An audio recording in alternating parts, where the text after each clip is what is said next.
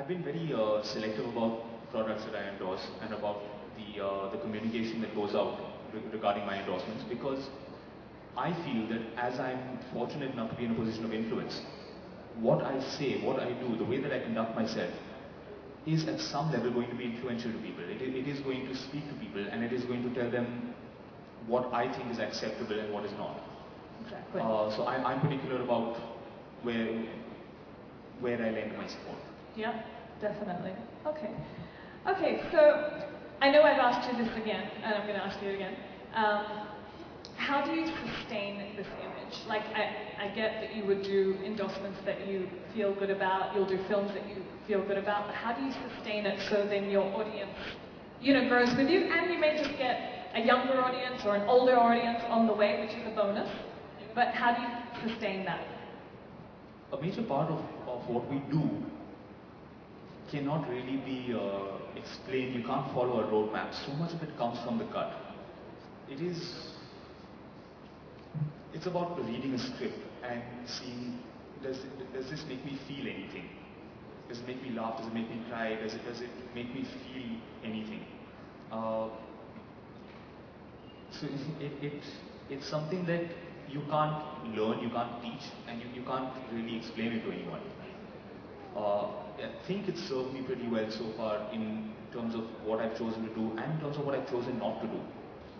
So ultimately it does boil down to you kind of going with your gut, you trusting what feels right to me, what feels honest to me. Would you do anything for money, or are you very strict that no, I'll only do it if I feel like it? No, I've turned down far more money than I've earned.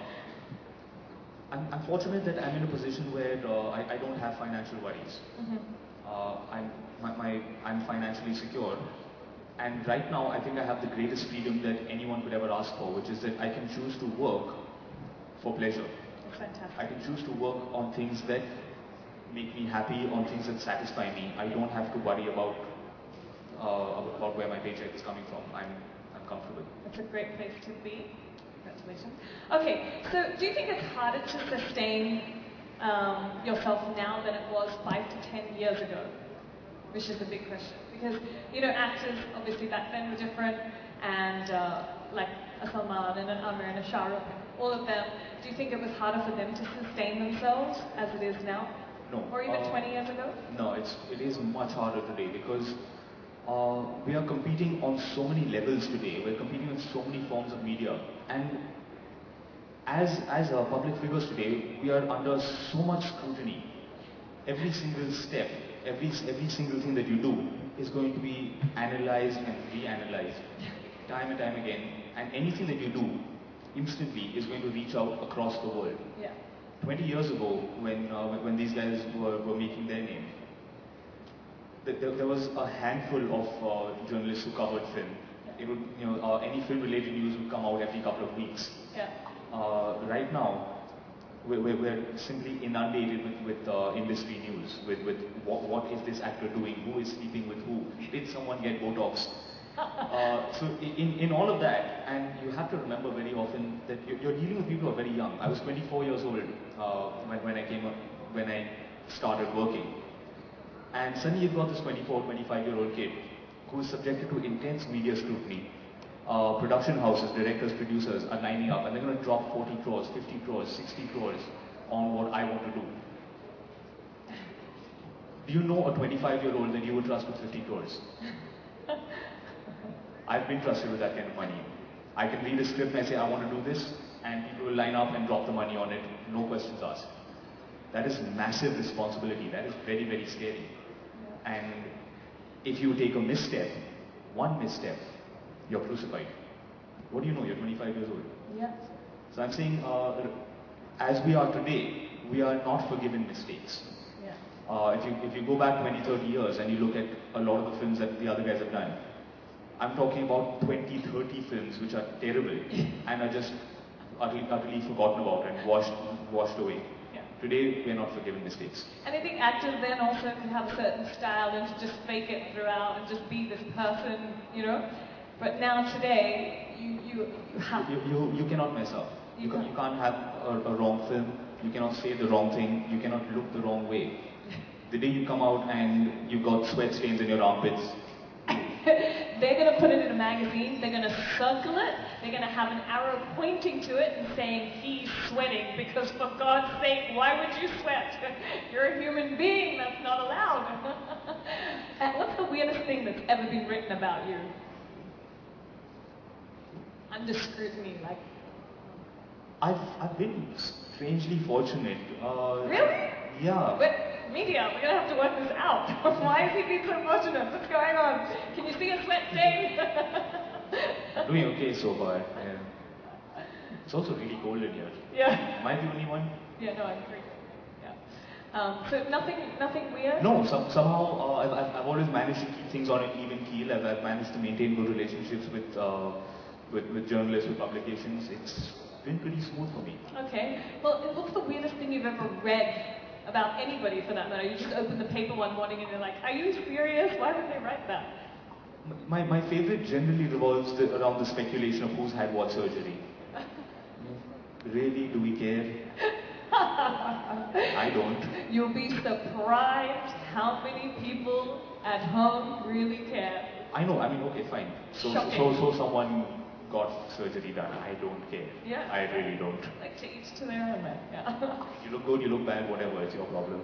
Yeah, you know, as long as you're happy with your result, right? Just be careful. Okay, movies are pushing creative boundaries, right? And that we spoke about Jelly Belly has been a successful movie, and that has pushed edginess and obviously to another extreme. As an actor, how open are you at taking risks? So it's not just about Jelly Belly, but let's talk about the boundaries that movies are pushing, you know. And what other movies do you think, besides Shaitan and Jelly Belly, what other films, you know, have you seen that are really pushing those boundaries? How are they pushing boundaries? The thing about taking risks is, and this is something I figured out earlier on in life, is that when you're playing it safe, there's very little scope for things to go wrong, but any success that you get is not going to be very dramatic. So you're playing safe, and you're always kind of going to be on an even keel. The second you take a big risk, you lay it all on the line. You could lose everything, but if you win, if your number comes up, you're going to go through the roof. At some point, you have to decide how you want to play the game. Do you hedge your bets? Do you bet it all on one thing? Or do you do a little bit of both? I've always been someone who believes in doing a bit of both. I will do something that is safe, that is secure, the classic Hindi film rom-com, something that has always treated me well, that has always given me kind of a springboard. And then you balance it out by doing something that you believe in, something that is a little different, a little riskier. The very fact that you can admit that just shows the difference in the generation. Because a lot of actors back in the day might not have said, I'm playing it safe, and then I'll do something edgy. So you can already see the difference in an actor sitting here today. You can say, yes, I will do something that's safe and sell to an audience, and then I'll also try something risky and see if they like that too. The fact is that when you do these classic films, the kind that have always worked with our audience, it gives you the backbone, and it gives you a launching pad from where you can leverage that position into backing something that you believe in. So when I get success in the classic space, then I have a certain box office clout, I have certain influence. Then that influence becomes like currency that I can use. It's something that I can use to back a passion project, something that I believe in. Okay, I'm just going to hit a kind of basically a sexist topic. Men and women in this industry. How far do you think they've come? Like, okay, men obviously always the rulers, you know, of the film industry, we know this. Women, you know, they used to call them just merely props, glamour, someone for an item song, you know, just a showpiece, all of that. How important do you think women's roles are today? And are they getting stronger? And how edgy can women get now? I think that the past few years have actually seen kind of a resurgence in these strong female characters in films. You go back 10 years and the situation was pretty dire. Girls were frankly little more than flops, interchangeable. She doesn't have dates, drop her, take another one. Make sure she looks good in a dress. That's about the requirement. Today we've reached a point where people are actually writing stronger roles for women. And I think that our audience has also evolved to the point where they're interested in looking at something like that. And I mean, just the fact that Vidya Balan can open a film and take in massive collections over Friday, Saturday, Sunday, that shows A, her draw as a star, and B, it shows the evolution of the audience, how they're willing to go and watch a female-oriented film. Do you think they watched it because it was bold and it was a good film, it was a fantastic film, or do you think they watched it because there was a lot of sex involved? You're thinking of Dirty Picture. I was talking about Kahani. Oh, okay. Oh, sorry. Now, Kahani is a film where she's a pregnant lady. Yeah, Kahani I've seen. It's fantastic. There's no titillation, no sex there. It is just people saying, hey, that looks cool, I want to watch that. Yeah, definitely.